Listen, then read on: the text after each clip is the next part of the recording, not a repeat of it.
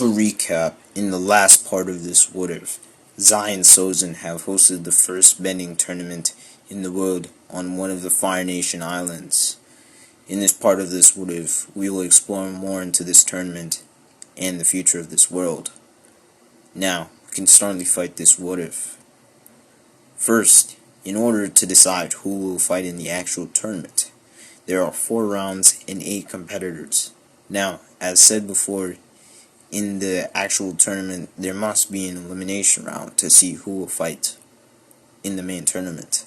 How many people there are depends on how popular the tournament, but judging off of the advertisement that the Fire Nation has done, I would say that there would be around 40 people who are all benders in this tournament, and I really don't expect the non-benders to participate in the first tournament because they are discouraged.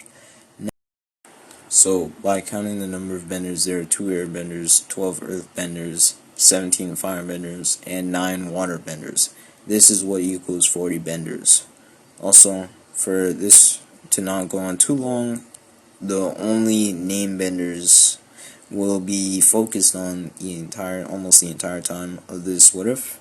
Now, as the announcer calls everyone to the elimination room, everyone is hyped about this tournament as it has been advertised to them multiple times throughout the world in around 4 to 5 months ago. Now, as the announcer tells everyone to take a paper ticket to see who they will fight against, as the match starts. The first match is an earthbender from a local village in the Earth Kingdom, and he is ready to challenge his opponent. Another is an airbender from one of the air temples. The fight takes place in a box-like arena, where the announcer explains the rules that if your opponent gives up, or if they end up outside the box, they are eliminated, as both benders agree. Since it's only 2 airbenders, the fight starts on the defensive side, with the airbender dodging the rocks flung at the airbender, where the airbender just uses a gust of wind to dodge the rocks. As the airbender starts to dodge more rocks that are flung by the earthbender. As the match continues, the airbender then forms a gust of wind to try and push the earthbender outside of the arena. The earthbender is disappointed at how no one has really fought this airbender one-on-one, so they don't know a strategy yet. The airbender is surprised on how they actually managed to push back the earthbender, and this is what causes the earthbender to lose and fall out of the ring. The airbender is happy that they won. Their friend, who is also an airbender, is also cheering for them. Zai and Sojin are watching from afar as they watch this battle. Zai realizes that if he enters the tournament, he would dominate everyone, so he decided not to go. Avatar Roku said he might visit the tournament, but Zai is not sure if he will. Now, as the tournament starts, for the next few matches, I will quickly summarize what happened, as it will take forever to cover what is happening in the tournament. Next match, the friend of the person who fought, who is another airbender, will be fighting a firebender. Unfortunately for our airbender friend, this firebender is very aggressive and the blast pushes them out of the ring, and this causes only 1 airbender to remain. This is disappointing for the friend, but they continue to cheer them on in the audience. Next match, a firebender versus a firebender. Let's just say that with the firebending kick combined with the swift jab is enough to take the second firebender out. The other airbender is selected to fight a waterbender, which, since this airbender is determined, they create a tunnel of air versus the water near a water source given by the tournament. Through an intense battle, the airbender manages to win, securing the victory. And now that's over, we are ready. As the elimination round ends, it is time to go to the main tournament, which the person who is fighting is an earthbender named Homo, 5 firebenders, and 2 waterbenders who are skilled in waterbending. For the airbender that was in the elimination round, they sadly got eliminated by two skilled waterbenders who used their arena to their advantage. Now, we can get back to the tournament after the elimination round is held. Everyone has to leave and come back for tomorrow for the actual tournament. Then, Zai says to Sozin, I told you it was a good idea to have the tournament. Yes, I know, Sozin. Well, it's time to go check on Avatar Roku. As a gift recently given by Sozin, Zai goes home. He then asks himself, what is Avatar Roku doing because he missed the elimination round? But the real rounds start tomorrow, says Zai. Hours pass as it is the next day where they meet in the same place as before, as the tournament is held outside in the elemental arena. The announcer speaks again as the tournament starts. A giant board is brought outside to discuss which tournament bracket each bender will fight in. During the announcement, Avatar Roku quickly runs, entering the entrance, saying if he's not too late to watch, as everyone says, saying it's the Avatar. As Zai quickly goes to greet Avatar Roku, saying that he's welcome to watch. With this event cleared up, the match starts as the first one is up. The announcer speaks as they say it's an airbender named Hamu from the city of Ba Sing Se. Next we have Cernic. Next up we have Cernic from the Southern Water Tribe. These are the first benders that will face against each other. As each opponent greets each other, as Hamu begins to crack his knuckles, saying this will be a good warm-up, Cernic says, I don't think so. The match starts with Hamu going on the offensive. Throwing massive boulders at Cernic, where Hamu uses his waterbending to glide out of the way.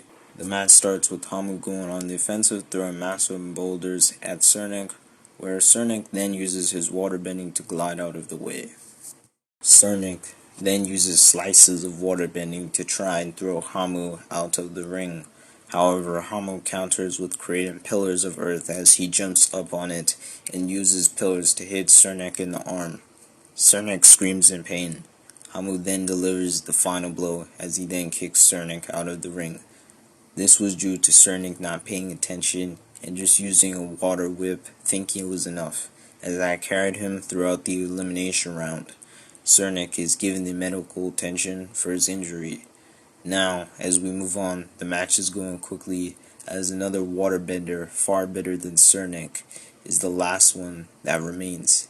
He anticipates that if he thinks it does the right move, he will win the tournament. The announcer calls him to the arena where his opponent, a firebender, challenges him to a fight.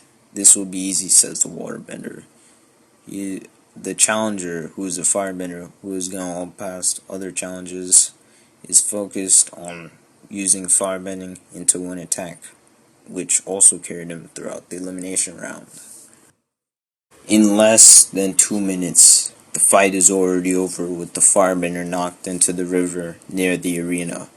The waterbender's name is Ronam, a mysterious bender from the Southern Water Tribe, who is mysterious, as Ronam says that was too easy.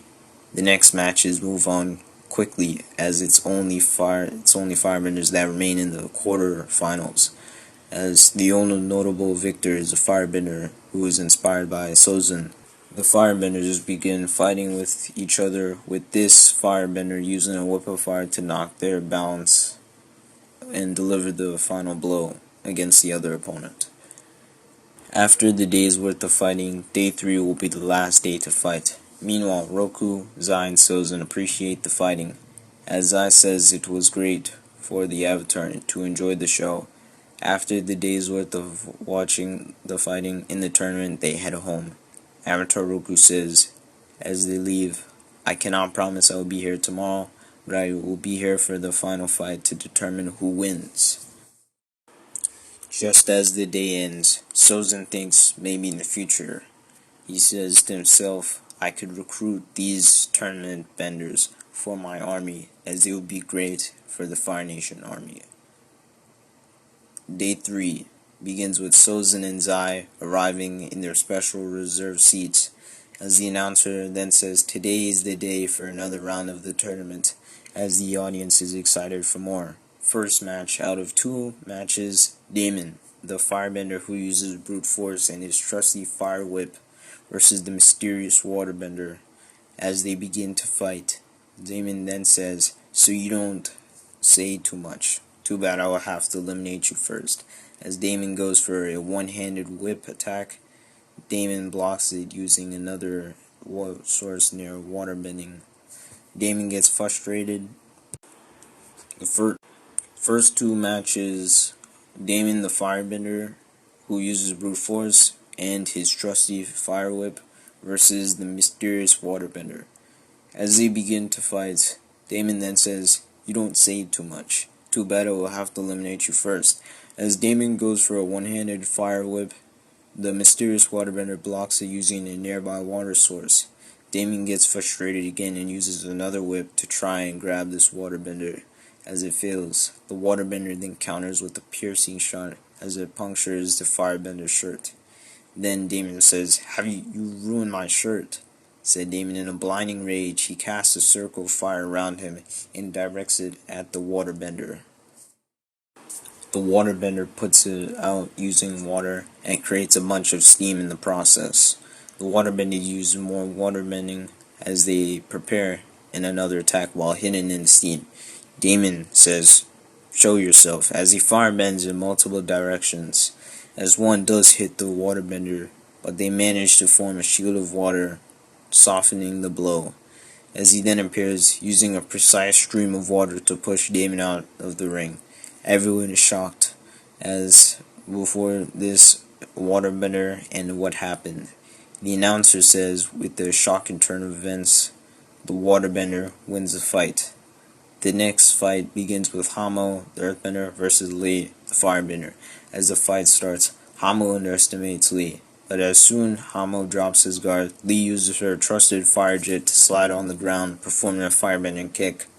Homo sees this as he launches 2 boulders at Lee, but she dodges Homo, then putting up our earth wall, as he is actually afraid, as he just hides there, as Lee just uses more firebending to melt the rock, making the wall crumble.